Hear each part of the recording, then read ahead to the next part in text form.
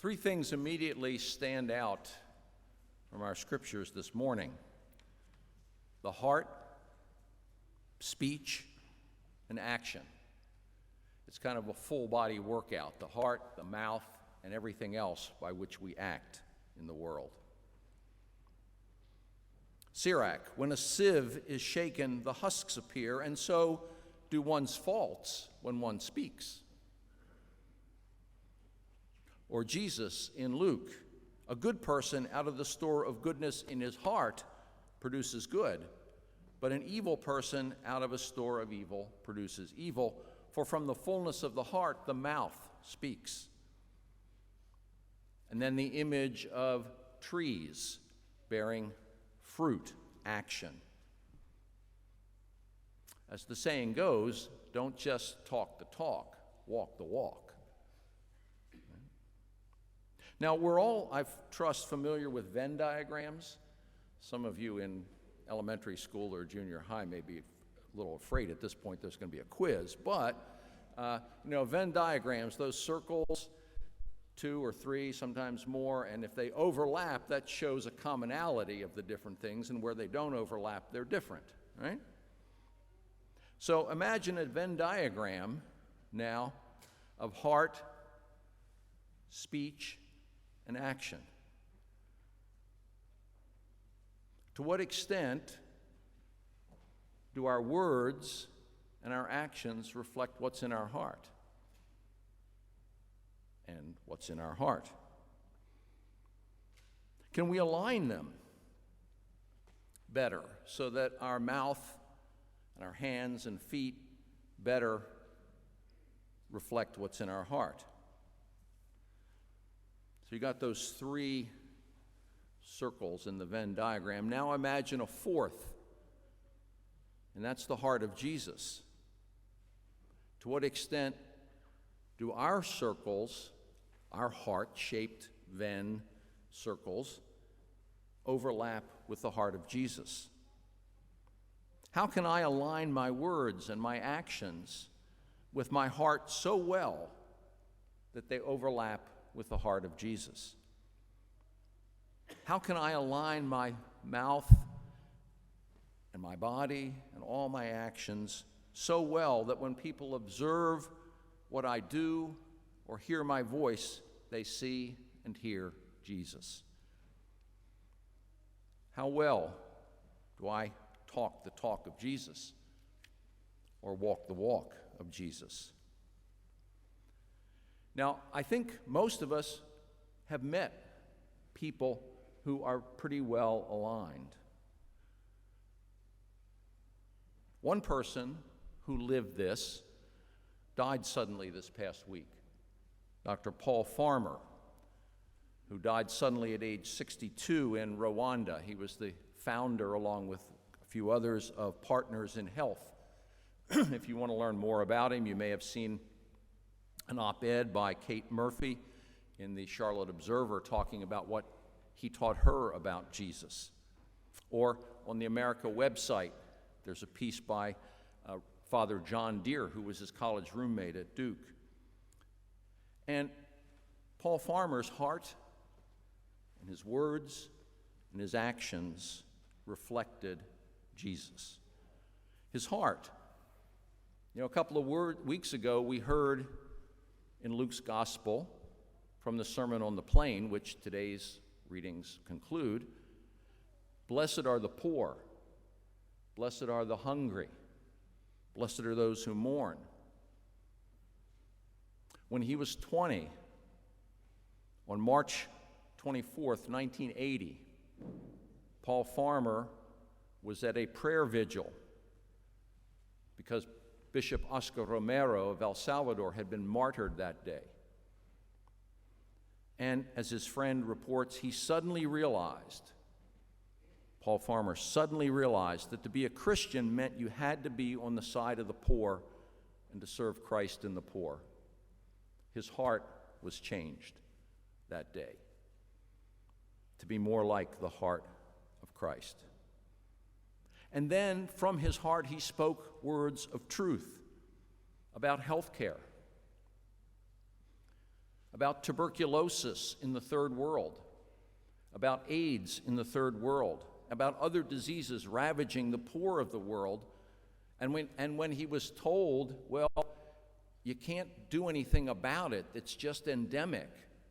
We don't have the resources to cure disease, all these diseases, chronic diseases in hundreds of millions of people. He told them, how many dollars do we spend on pet food, pet care, and Halloween costumes?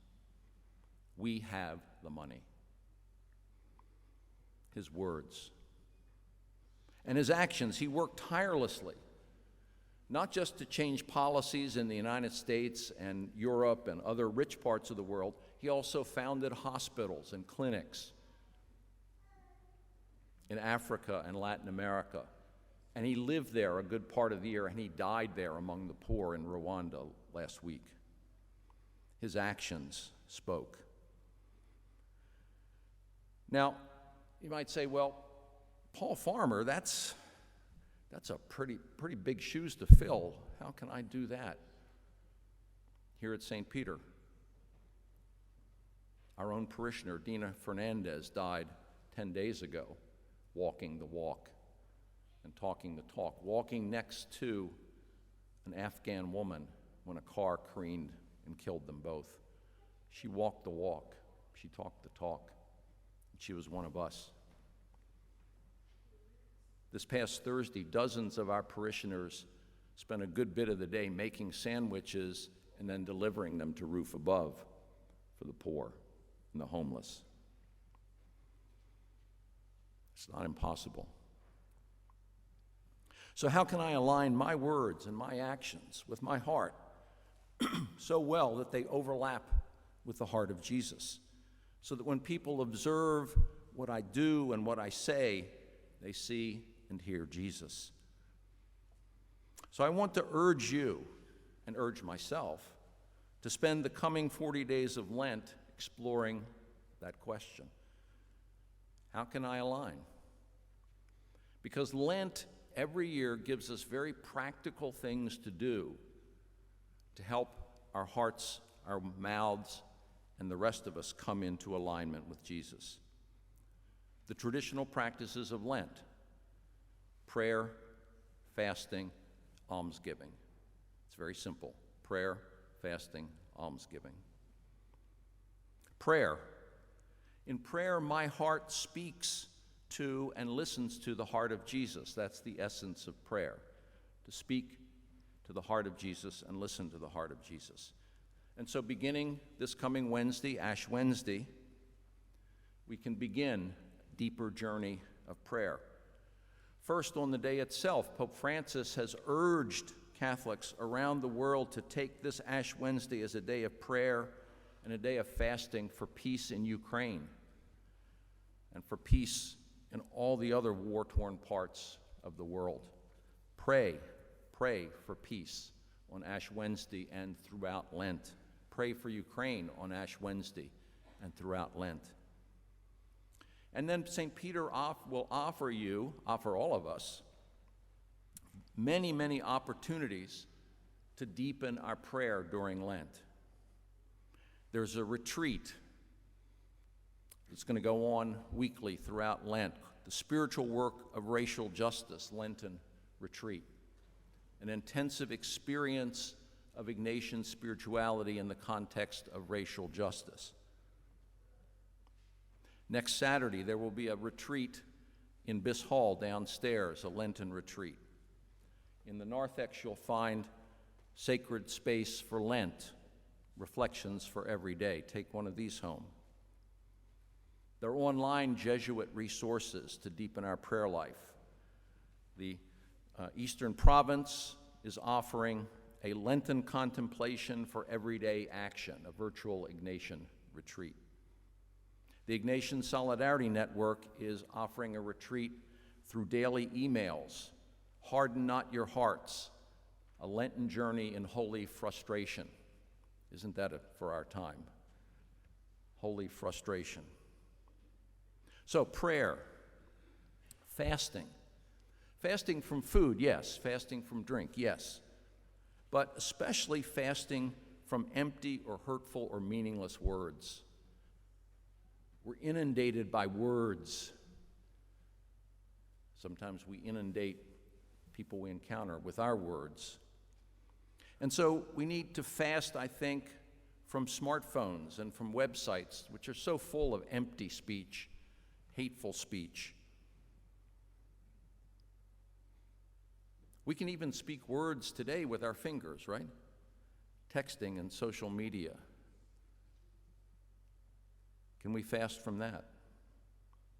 And can we replace that with silence, with listening? Listening to others, listening to the voice of God. Maybe a minute of silence after each homily this Lent. The Synod, which you've heard about, that Pope Francis has called, offers opportunities for listening throughout the parish. Take advantage of that. We have opportunity tomorrow night, a webinar on Open Wide Our Hearts, the U.S. Bishop's Pastoral on Racism, an opportunity to examine the implicit biases in our own hearts. That's fasting. And then finally, almsgiving. Almsgiving is not tithing. It's over and above tithing. Giving of our time, our talent, our money, over and above. Not with checks to worthy causes, though that's fine, but face-to-face interactions with the poor and the vulnerable. With homeless folks outside our church doors. Partnering with Catholic Charities with Afghan refugees and refugees from other parts of the world fleeing war and violence and hunger, to mentor them and to help them. Partnering with Roof Above and other parish outreach ministries where we come directly in contact with the poor and the vulnerable, or spending time with the most difficult members of our own families, the people in our families that we most try to avoid. How can I align my words, my actions, with my heart so well that they overlap with the heart of Jesus? Lent is an opportunity for that journey. How well can I align my words and actions so that when people hear me or see me in action, they see and hear Jesus? How well can I walk the walk, talk the talk of Jesus?